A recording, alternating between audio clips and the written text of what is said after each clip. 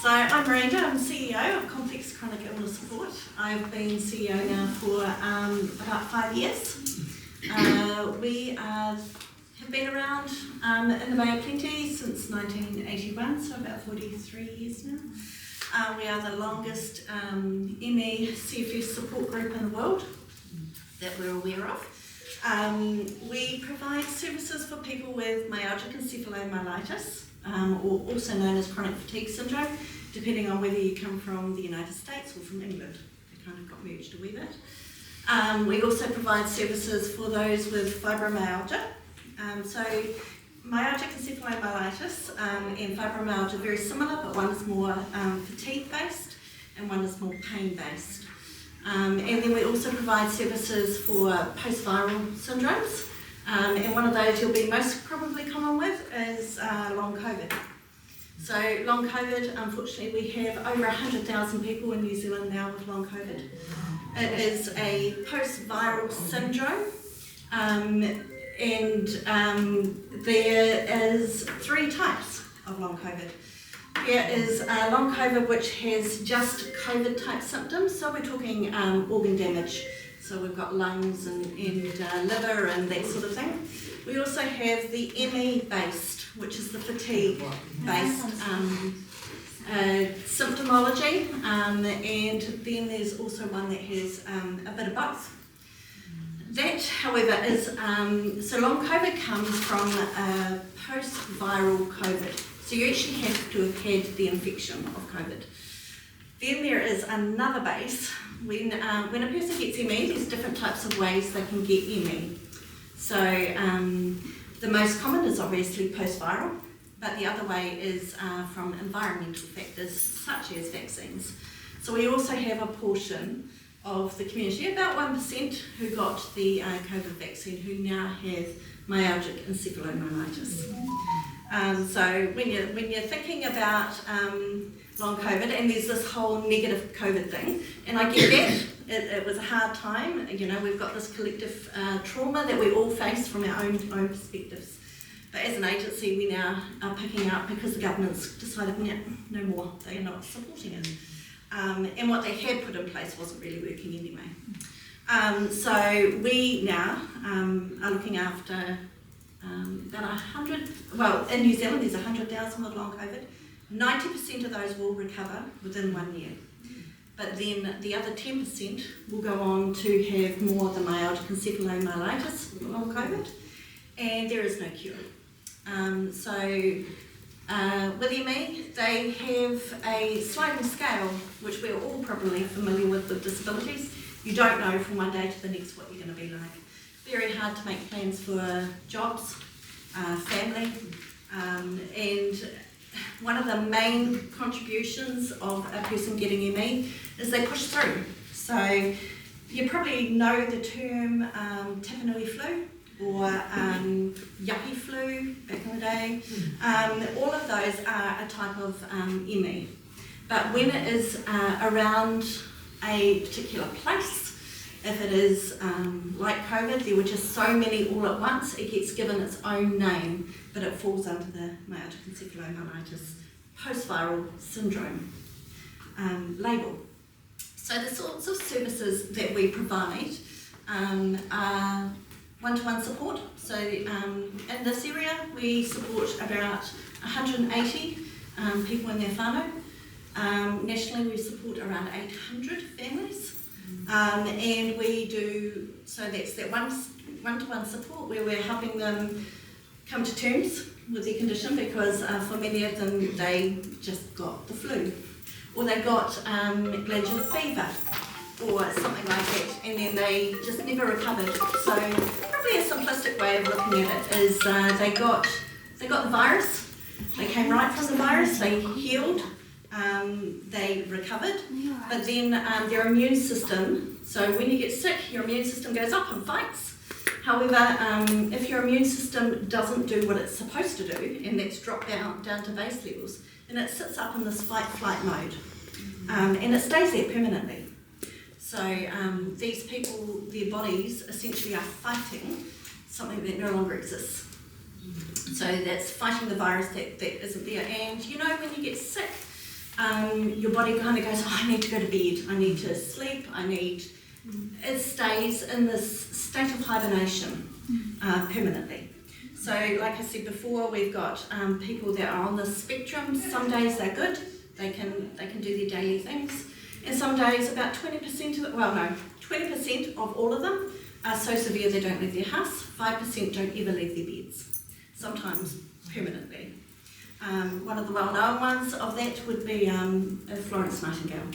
She had fibromyalgia and possibly ME after the Crimean War, and she created nursing as we know it from her bed, which means people can still do stuff. There's a bit of hope in that.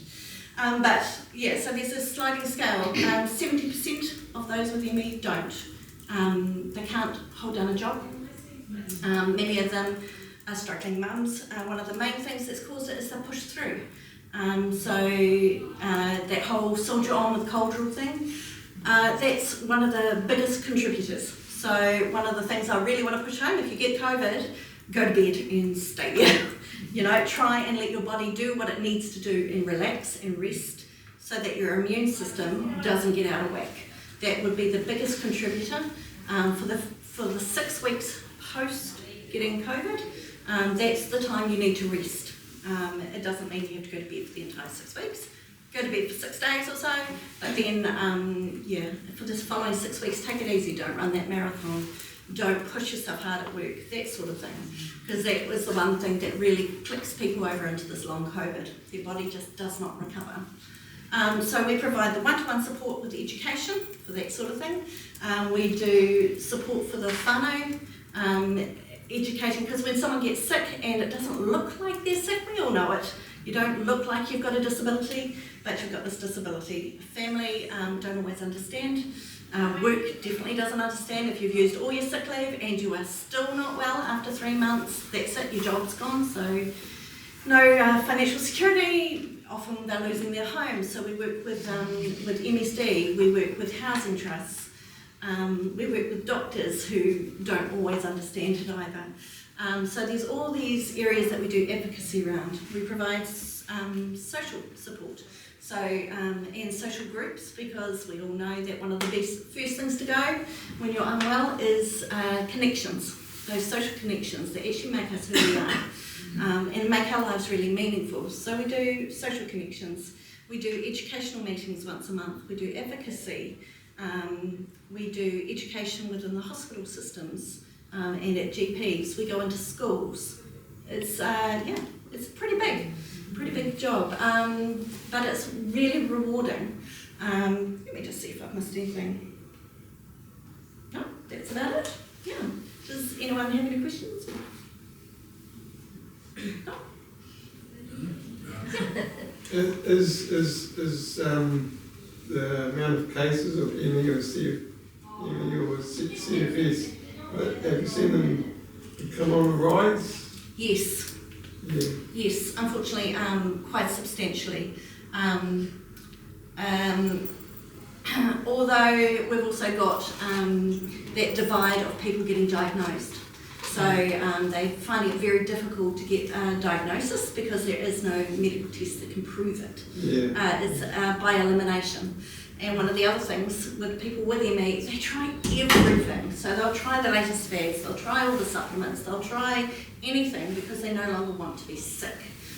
You've got, for the most part, it's mums who don't get a choice, they have to take care of their kids. But so it's all these ones who are pushing through, and especially with COVID, they have to go back to work because they have to have a job. So they've essentially broken the camel's back, and then they get their ME. So yeah, hopefully, if you do get long COVID, if you'll be one of the lucky ones to get the recovery after the 90% that do recover. But it can take up to a year. We are seeing recoveries around a year though, which is really heartening. Yeah, for the most part, there's 40,000 or so with ME in New Zealand, and like I say, a minimum of 100,000 with long COVID. But the long COVID do not get support unless they have organ damage. Thank you. So where do you get your support from and your mana treated on your organisation? Yeah, so agencies like this, so we obviously have a DICE contract here through DST. We also have lotteries, all of the philanthropic. We have about 100 grants. In saying that, we're not just here in the Bay of Plenty. So I have Bay of Plenty, which is also Eastern Bay and Lakes as well. So that, I think for them there are another 100 on top. We have someone in Wellington, and I have 2 national facilitators who do the rest all via telehealth. So all of it is through grants, donations. We're an incorporated society, so we do have membership fees, a one-off $40 fee. It's a bit tough at the moment getting grants. We have found way more declines this year than normal, or if we do get accepted, it's like half the amount we normally would. So, and we're very concerned, obviously, about whaikaha. Being in many meetings, we were actually in the process of getting Enabling Good Lives when they shut the doors on us like that. They literally went, the meeting's cancelled, end of story, nothing more. So, yeah. So it's very concerning. Thank you very much.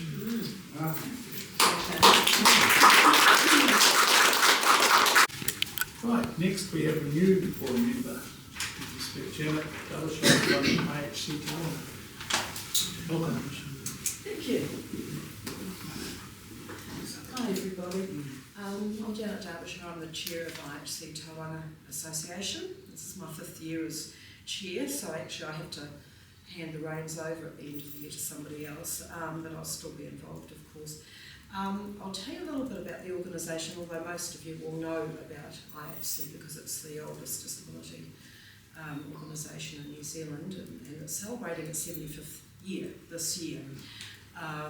So of course it originally stood for intellectually handicapped children, and it was started by parents like myself 75 years ago who wanted to keep their children at home and not have them go into institutions, and felt that their children with an intellectual disability had the right for education and health the same as anybody else.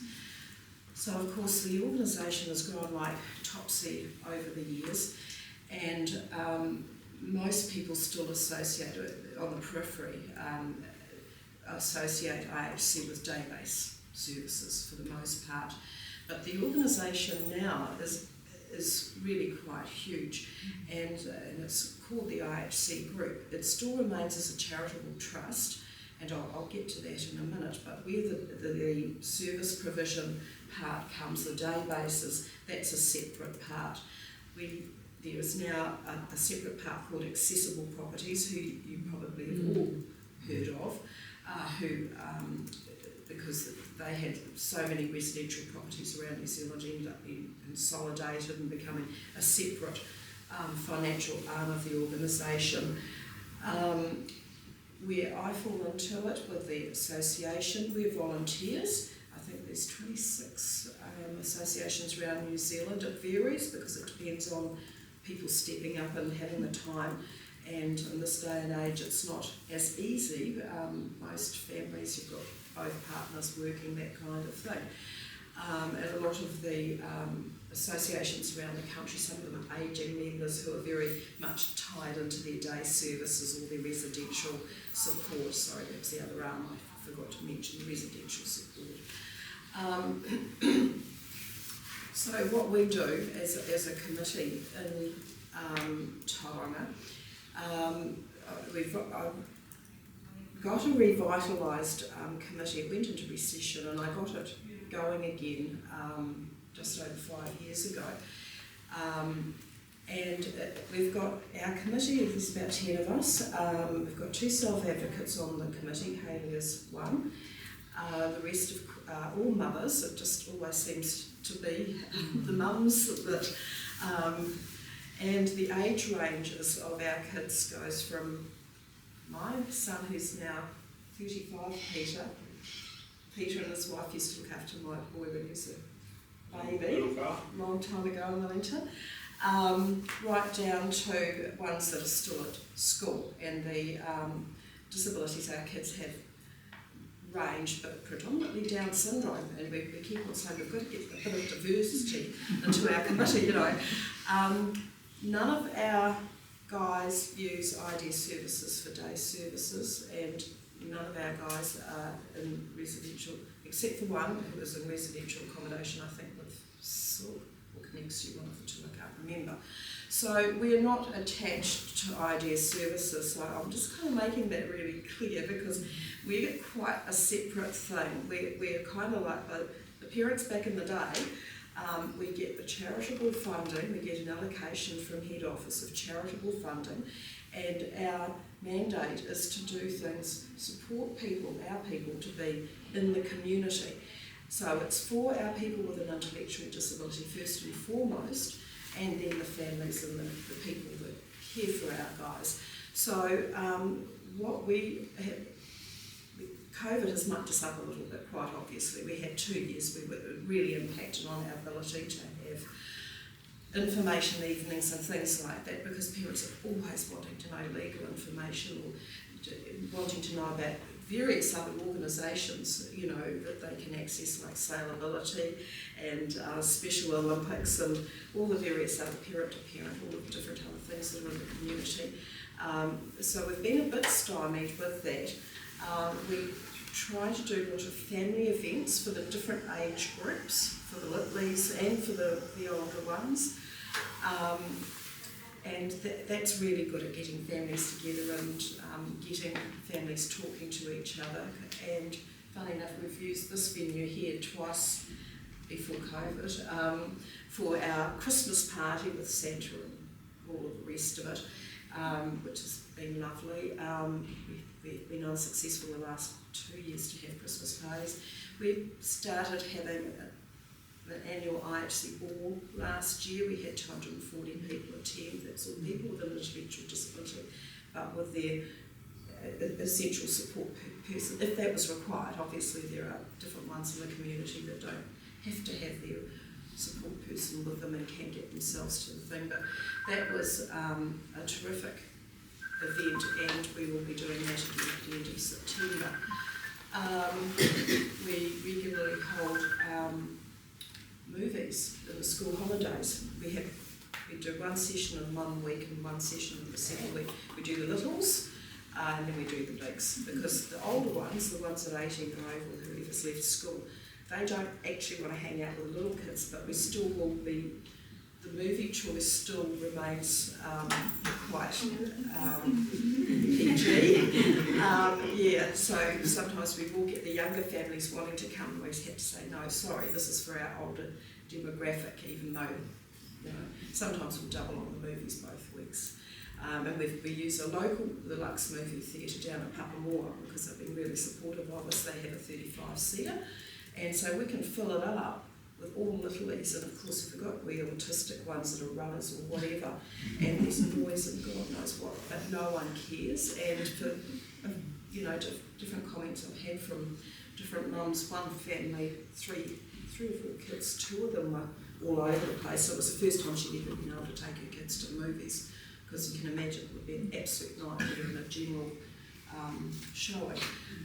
So I guess that sort of sounds like it's kind of lightweight, but the significance for the families is actually quite huge, and we have started doing the odd mums night or dads get together to try to get, because it's the strength is in the networking as well, so we do that. We also will from time to time support things happening elsewhere with other organisations. We had a representative application for somebody to represent Tauranga at the Sailability Nationals.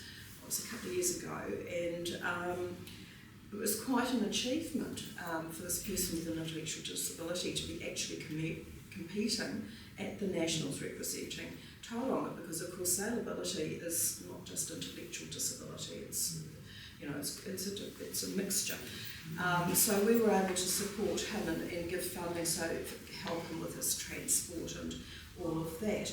Generally speaking, anything that we do help people to achieve within the community, we do it for the most benefit. So we tend not to do individuals, it's for the most benefit. So it's always, what we tend to do is is the events where families can get involved for the most part, although with the older ones, what we are doing now, we've got an initiative within our committee where we've got a self-advocates subcommittee, of which Hayley is actually the chair, and we've got it's about 5 of them on this committee, all with an intellectual disability, speaking up for themselves and getting ideas of things that they would like to organise for themselves and for their friends. And of course, then they take it back to us, and of course, we're there to help and with the funding and the organisation and all the rest of it.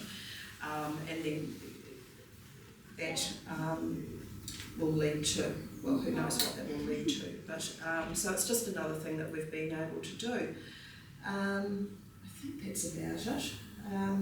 Any questions? Please feel free to ask, because I've no idea what I might have missed. Yes. I just want to ask, is there a database to capture all the amazing things as organizations we do, and then we can work in the unity to help our people?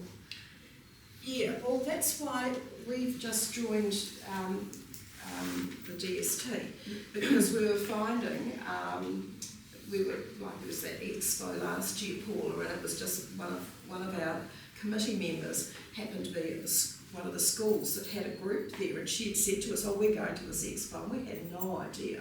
Whereas if we had been a member of this, we would have got the message, you know, and we could have contributed and had a stand so that if any families went through, we could tell them what we do. We do have a membership. It's $5 a year. That goes through the national office manager, all of that kind of thing. But I do encourage people to pay the $5 because it means we've got a database so that when we have events, we can capture as many people as possible, get the word out there. But yeah. And also another question is from Disability Support Trust above there, because I was at the Asian Mental Health Conference, first Asian thing in Auckland last week Wednesday, and there are practitioners, psychiatric, social worker, and policy maker, and the mental health minister there, like different layers. But the common thing we found out is everyone doing their own thing, and there is not first a database, like from a policy making level of knowing everybody what we are doing, and then also collectively how we could have the fundings from different sector, Ministry of Health, Ministry of Education, jointly to fund collective things, so we each get a good amount of money to do things collaboratively rather than each of us get a small bite. And then I know what you're saying, but that's kind of, yeah, you're talking actually, Wellington deals with all that stuff, Waikaha, and IHC National Office in Wellington. That's the other thing I should have mentioned. I think the membership level, it's a huge disability advocacy organisation, and one of our general managers in National Office with IHC, Janine Stewart, she's also involved in the DST in Wellington, and she's also on various, and at a higher level with most of our organisations where the head offices are in Wellington, you'll find that the general managers are involved, and they are in the pocket of the politicians when there are meetings, and I think you'd probably agree with me there, yeah. So that reminded me, but talking about Wellington just reminded me too, I was so intent on talking about what we do locally. As a national organisation, IHC head office in Wellington has got the largest library, which is free, of resources for international, intellectual and other disabilities, called CCS library is now part of the IHC library, and that's a whole section and head office on the 13th floor in Wellington. Really, really useful, and it's a free service, so that's a really handy thing. The IHC is also very strong on advocacy, and they've been part of the education inquiry. They were part of the inquiry that's just been in the media the last week. Care. Yeah. So, yeah, at our level, here in Tauranga, it's about getting parents together so that we're building that strong advocacy for our families, basically, first and foremost. The biggest stuff you're talking about, Wellington handles that. Okay. Also, for the second language speakers, do you have anything, resources translated in your native language? I have no idea, but if you got onto the IHC website and contacted through the library, it's highly likely that there would be something there. And if there isn't, I would suggest to whatever organisation you're dealing with to actually deal with them and say, look, we can help build that resource. Okay? Good. Yeah. Thank you very much.